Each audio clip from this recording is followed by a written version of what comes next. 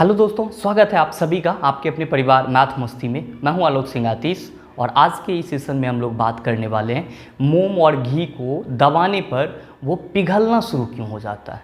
तो चलिए आज के इस सेशन में हम लोग इस बात का डिस्कशन करते हैं और देखते हैं इससे आगे हम लोगों को क्या कुछ सीखने को मिलता है जो हमारे एग्ज़ाम के लिए उपयोगी होता है। आइए दोस्तों, पहले इस चीज़ को देखते हैं कि मोम और घी को दबाने पर पिघलना शुरू क्यों हो जाता, या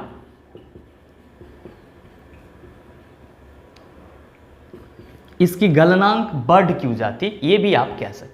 दोस्तों, आपने इस चीज़ को अपने डेली लाइफ में भी फील किया होगा। इस चीज़ को समझने से पहले मैं आपको बता दूं कि मोम और घी दोनों ही क्या है, आपके गर्म करने पर पिघलने वाला चीज़ है। ये तो आप समझ ही रहे हैं कि मोम और घी को जब गर्म करेंगे तो वो क्या हो जाएगा, पिघल जाएगा।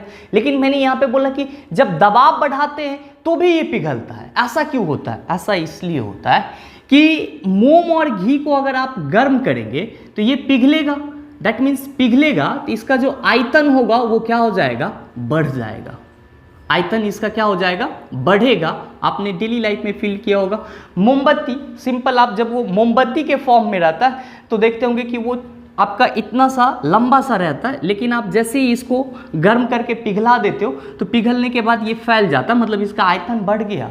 दोस्तों, इस चीज को याद रखेंगे। क्या कहेंगे कि कोई भी वस्तु जिसका आयतन गर्म करने पर बढ़ता है, तो मोम और घी को आप गर्म करेंगे तो इसका आयतन क्या हो जाता है, बढ़ जाता है। तो आयतन बढ़ने के चलते इस पे जो आप दाब डालते हैं वो दाब क्या करता है कि इसके गलनांक को बढ़ा देता है। गलनांक को तेजी से वो तेजी से आपका गलना शुरू कर देता है। इसीलिए आप कहते हैं कि मोम और घी को दबाने पर वो पिघलना शुरू हो जाता है। जनरली दोस्तों, यहाँ पे मैंने बात क्या करा कि दबाने पर, तो ऑब्वियस सी बात है यहाँ पे जो मैंने दबाया तो ये प्रेशर से रिलेट कर रहा है कहीं ना कहीं। और आप सबों को पता है कि प्रेशर आपका क्या है, दाब को कहते हैं हम लोग। किसको कहते हैं? दाब को। और फिजिक्स में आपका दाब बहुत ही इंपॉर्टेंट टॉपिक है और इससे रिलेटेड आपके एग्जाम में बहुत क्वेश्चन पूछे जाते हैं और बहुत ही कंफ्यूजन वाला क्वेश्चन होता है। और वो तब तक आपके लिए कंफ्यूजन होता है जब तक कि आप उस चीज को समझ नहीं पाते। अगर आपने एक बार इस चीज को अच्छे से समझ लिया तो फिर आपके एग्जाम में कोई भी परेशानी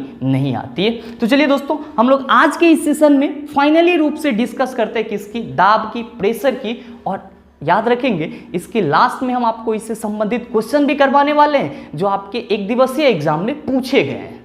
तो चलिए आज की सेशन की शुरुआत करते हैं।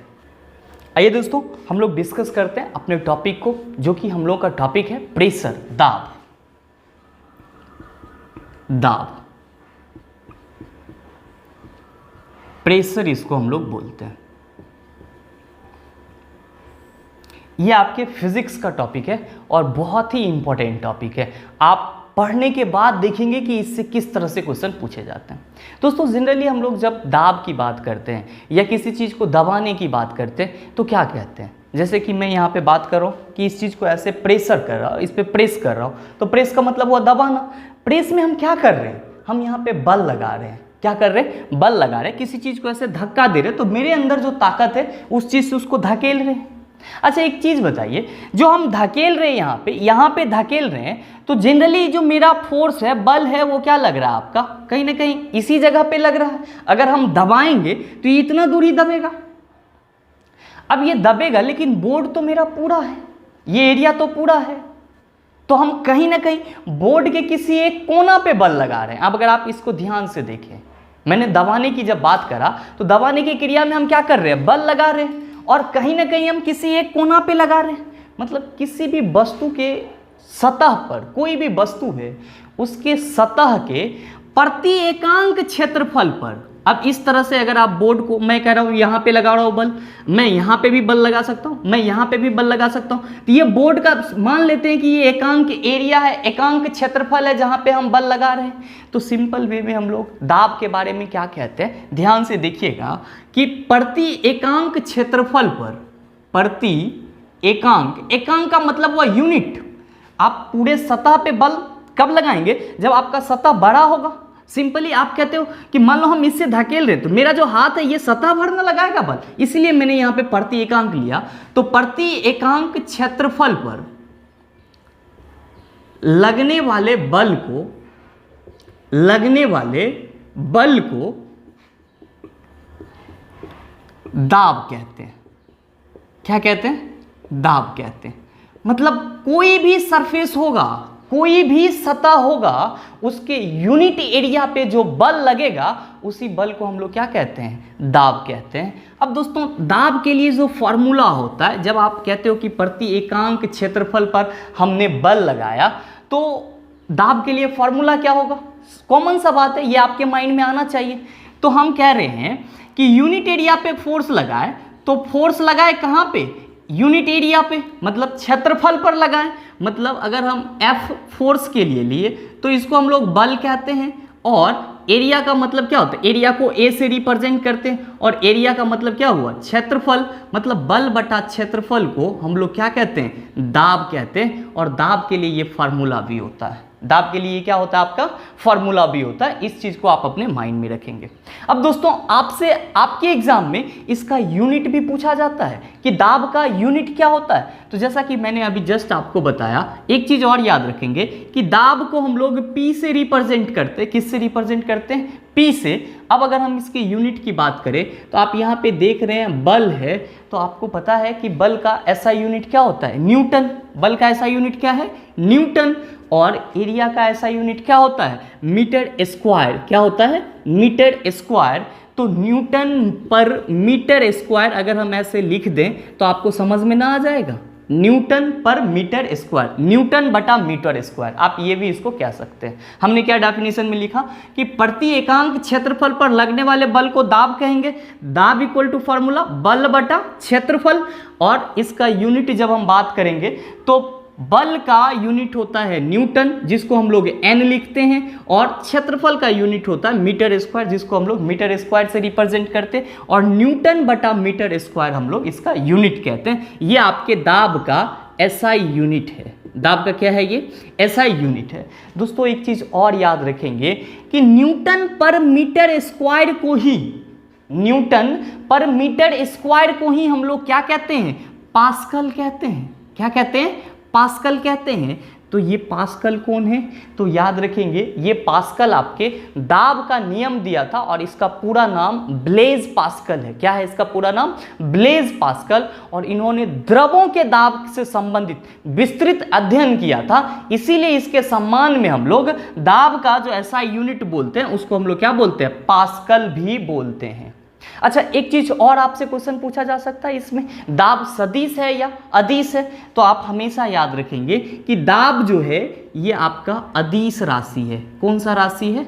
अदिश राशि है, स्केलर क्वांटिटी है। क्यों?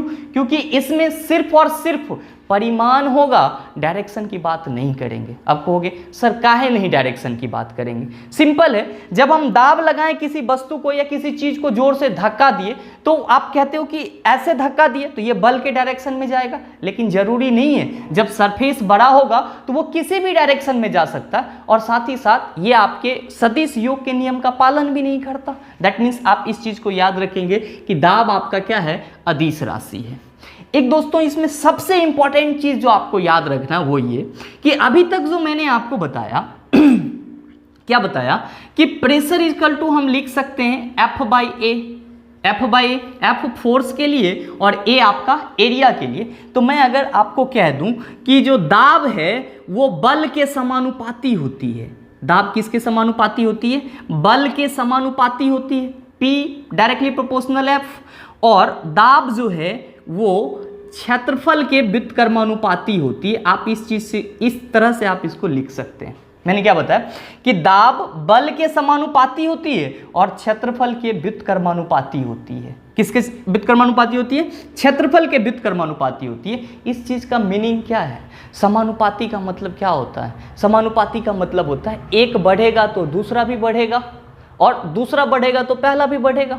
एक घटेगा तो दूसरा भी घटेगा, दूसरा घटेगा तो पहला भी घटेगा। मतलब क्या कि अगर बल ज्यादा होगा, ध्यान दीजिएगा, बल अगर ज्यादा होगा तो दाब भी बढ़ेगा, बल अगर कम होगा तो दाब भी आपका क्या होगा? कम होगा। अब है कि दाब क्षेत्रफल के व्युत्क्रमानुपाती होता है। इसका मतलब ये होता है दोस्तों कि अगर क्षेत्रफल बढ़ाया जाए तो दाब कम हो जाएगा। क्षेत्रफल क्या हो जाए, बढ़ाया जाए तो दाब कम होगा, और अगर क्षेत्रफल घटाया जाए तो दाब आपका क्या हो जाएगा, ज़्यादा हो जाएगा। इसीलिए दोस्तों इसी चीज़ के चलते जब आप स्कूल बैग वगैरह टांगते हो आप अपने पीठ पे तो देखते होंगे कि यहाँ पे आपको पट्टा दिया हो रहता है स्कूल बैग में। क्यों, दाब के कम करने के लिए, किताब के वजन से जो प्रेशर रिलीज होगा उसको कम करने के लिए। आप एक चीज़ और देखते होंगे कि जो नुकीला चीज़ होता है जैसे कि कील हो गया या आप चाकू की बात करो, जो काटने वाला उसका धार होता है वो भी क्या होता है कि बहुत पतला सा होता है। इसीलिए क्षेत्रफल उसका कम किया जाता है कि अगर हम चाकू पे कम बल भी लगाएं तो मेरा जो कटने वाला सामान है उस पे ज्यादा दाब का अनुभव हो और वो तेजी से कट जाए। दोस्तों ये चीज आपका एक बेसिक सा बात है दाब के बारे में जो आपको याद रखनी है इस चीज के बारे में।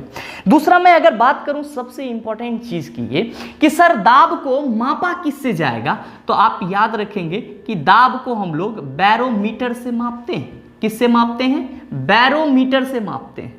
ठीक है, बैरोमीटर को हम लोग दाब मापी यंत्र कहते हैं। इससे क्वेश्चन पूछा जाता है। मैं जितना भी चीज आपको बता रहा हूं सारे चीजों से क्वेश्चन पूछे जाते हैं। तो बैरोमीटर क्या है, आपका दाब मापी यंत्र है जिससे हम लोग दाब मापते हैं। एक चीज और याद रखेंगे कि बैरोमीटर में क्या होता है कि मरकरी भरा हुआ रहता है जिसको हम लोग पारा कहते हैं। क्या कहते हैं, बैरोमीटर में क्या रहता है, मरकरी रहता है, पारा भरा हुआ रहता है। अगर आपने बैरोमीटर नहीं देखा है तो आप इस तरह से देख सकते हैं। ये आपका बैरोमीटर का फिगर है। इसमें आप देख रहे होंगे कि मरकरी आपका एक गोलाकार संरचना में पारा भरा हुआ है और एक वैक्यूम लगा हुआ है, ट्यूब लगा हुआ है जिसमें आपका क्या हो रहा है कि नॉर्मल एटमॉस्फेरिक प्रेशर, नॉर्मल वायुमंडलीय दाब के चलते वो ऊपर उठ रहा है। तो आपको बस इतना याद रखना है कि बैरोमीटर से क्या मापा जाता है, दाब मापा जाता है, और आपका जो बैरोमीटर होता है उसमें क्या होता है, मरकरी होता है। ये चीज आप अपने माइंड में रखेंगे। अब नेक्स्ट बात आती है कि चलो सर ठीक है, दाब अदिश राशि भी है, दाब को बैरोमीटर से मापते भी है, तो क्या अगर दाब का हर सिचुएशन में, हर स्थिति में फॉर्मूला P = F/A ही होगा या फिर अलग होगा? मैं अगर बात करूं किसी भी वस्तु पर बल लगने के चलते जो दाब उत्पन्न हो रही है उसके लिए तो ये हम फार्मूला लगा देंगे। लेकिन जब आप दाब को दो पार्ट में डिवाइड करके पढ़ते हो, पहला कि द्रव का दाब क्या होगा, पहला कि द्रव का दाब क्या होगा और दूसरा वायुमंडलीय दाब, तब आपके लिए बड़ा सिचुएशन खड़ा हो जाता है कि सर द्रव का दाब कैसे निकालेंगे और वायुमंडल का दाब कैसे निकालेंगे। तो आइए दोस्तों अब हम दाब को दो पार्ट में डिवाइड करके पढ़ते हैं। वो जो मैंने आपको बताया वो सारी चीज़ें एक बेसिक नॉलेज थी दाब के बारे में। अब मैंने आपको यहाँ पे द्रव का दाब की चर्चा किया और मैंने आपको बताया भी कि पास्कल जो थे वो क्या, पास्कल को हम लोग दाब का ऐसा यूनिट के रूप में क्यों जानते हैं, क्योंकि वो साइंटिस्ट थे और उन्होंने द्रव के दाब के बारे में पूरा विस्तृत अध्ययन किया था। दोस्तों जब हम द्रव के दाब की बात करते हैं तो सिंपली आपके माइंड में आएगा कि द्रव अगर किसी बर्तन में रखा हुआ होगा तब हम लोग उसके दाब की बात करेंगे, हाँ तभी हम लोग उसके दाब की बात करेंगे। दोस्तों आपको पता है कि जब आपका कोई भी पानी या तरल पदार्थ किसी कंटेनर में रखा हुआ रहता है तो उस कंटेनर की कुछ न कुछ गहराई भी होती है। उस कंटेनर की क्या होती है, गहराई भी होती है। तो मान लीजिए कि ये इसके सरफेस से ये यहाँ तक की इसकी गहराई है। अब जब पानी रखें हम इसमें तो इस पानी का कुछ ना कुछ घनत्व भी होगा। अब इस घनत्व को हम किससे रिप्रेजेंट कर देते हैं, D से रिप्रेजेंट कर देते हैं। H को हम किससे रिप्रेजेंट कर देते हैं, H को हम गहराई बोल देते हैं, या हाइट भी कुछ लोग सेंस में लेते हैं। आप गहराई कहे तो ज़्यादा बेटर है। और दोस्तों एक चीज़ और याद रखेंगे कि इस दुनिया में कोई भी चीज़ जब रखी हुई रहती है तो वो सब के सब अंडर ग्रेविटी होती है, गुरुत्वीय त्वरण उस पर हमेशा लगता है। तो ये पानी अगर किसी सतह पे भी रखी हुई है मान लीजिए तो इस पे आपका एक नीचे की ओर G लग रहा है जिसको हम लोग गुरुत्वीय त्वरण कहते हैं। क्या कहते हैं, गुरुत्वीय त्वरण कहते हैं। आप इस चीज को दिमाग में रखेंगे कि पानी का जो सतह है उस पे भी गुरुत्वीय त्वरण लग रहा है। कहां पे, तो नीचे की ओर लग रहा है। अब जब नीचे की ओर लग रहा है तब हम लोग द्रव के दाब को कैलकुलेट कैसे करेंगे, तो इस सिचुएशन में हम लोग क्या कहते हैं, जब द्रव का दाब कैलकुलेट करना होता है तो हम लोग कहते हैं द्रव का दाब इक्वल टू होता है H × D × G।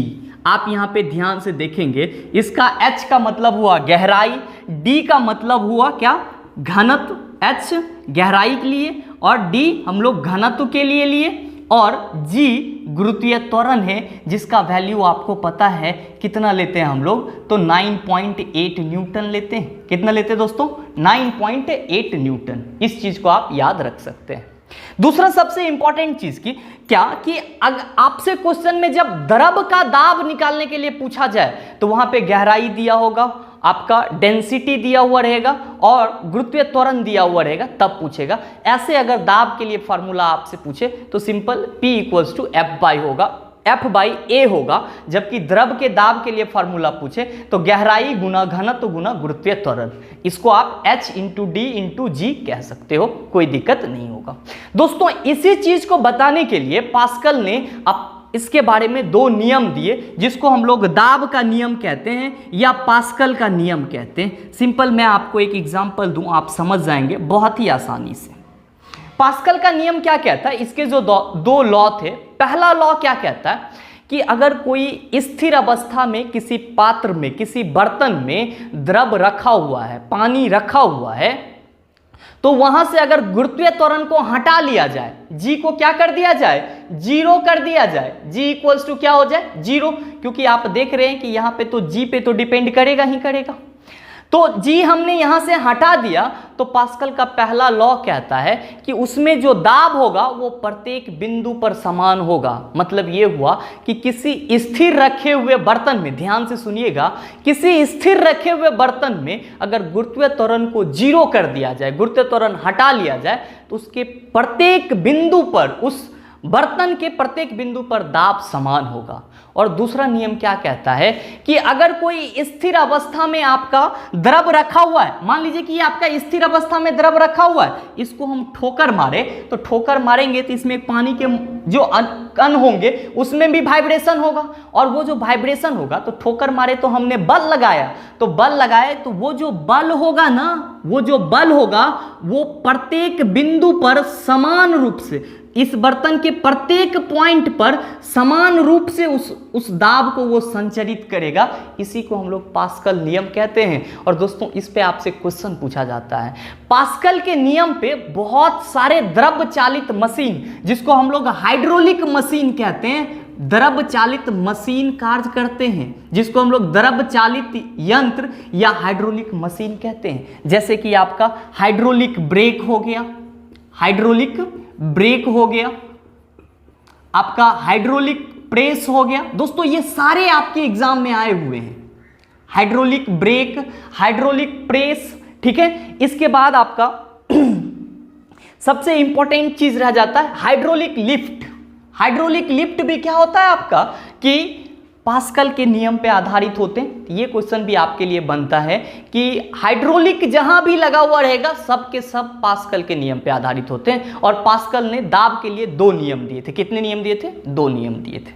अब नेक्स्ट आते हैं, अगर आपसे द्रव संबंधित इतना पूछा जाएगा तो ये चीज आपसे पूछा जाएगा। एक चीज और इससे पूछा जाता है, वो क्या पूछा जाता है कि किसी बर्तन में रखे हुए द्रव से जो दाब उत्पन्न होता है वो किस चीज पर निर्भर नहीं करता है, तो वो बर्तन के सतही क्षेत्रफल पर निर्भर नहीं करता, क्योंकि ये गहराई, घनत्व और गुरुत्वीय त्वरण पर निर्भर करता है। अब बात करते हैं दोस्तों वायुमंडलीय दाब की।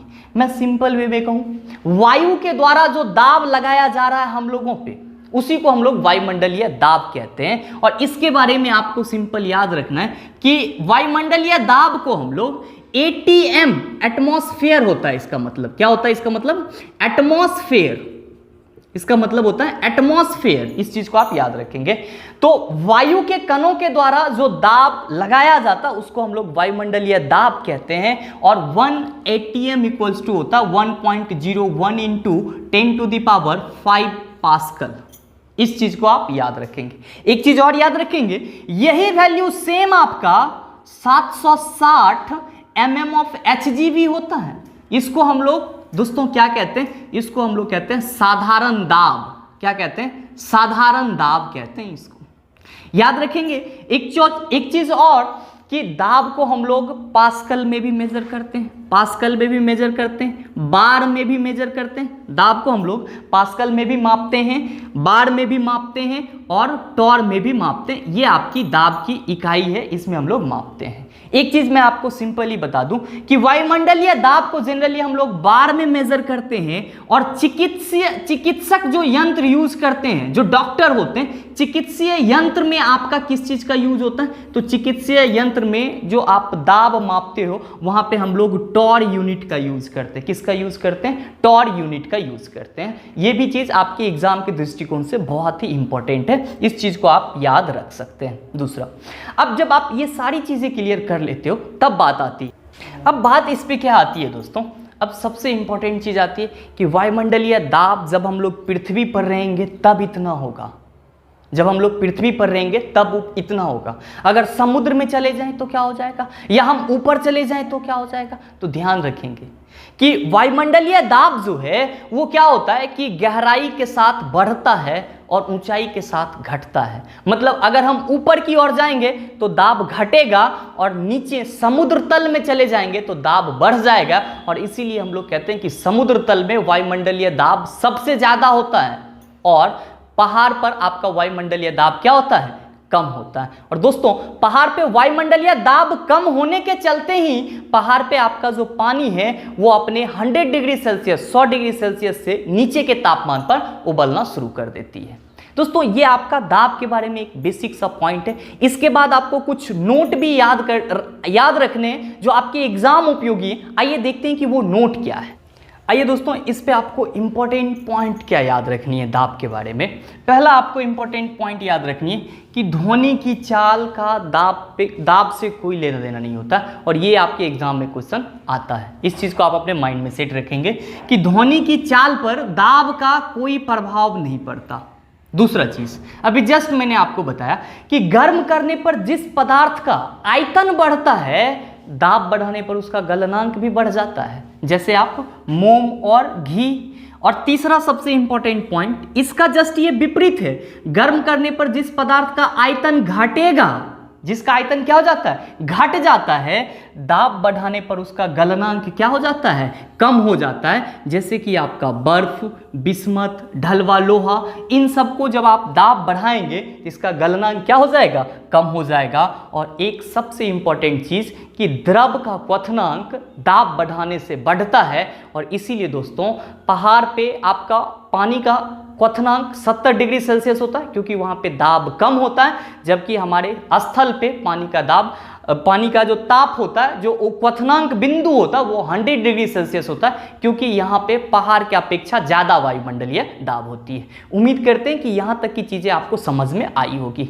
अब आइए दोस्तों, इस पे क्वेश्चन किस टाइप से पूछे जाते हैं, आपको एग्जाम में जो क्वेश्चन फेस करने पड़ेंगे वो किस टाइप से होगा उसको देख लेते हैं हम लोग। आइए दोस्तों, बात करते हैं इस पे आपके क्वेश्चन किस टाइप से पूछे जाते हैं। पहले तो आप एक बार इसका स्क्रीनशॉट ले लें, उसके बाद मैं आपको बताता हूँ सारी चीज़ें।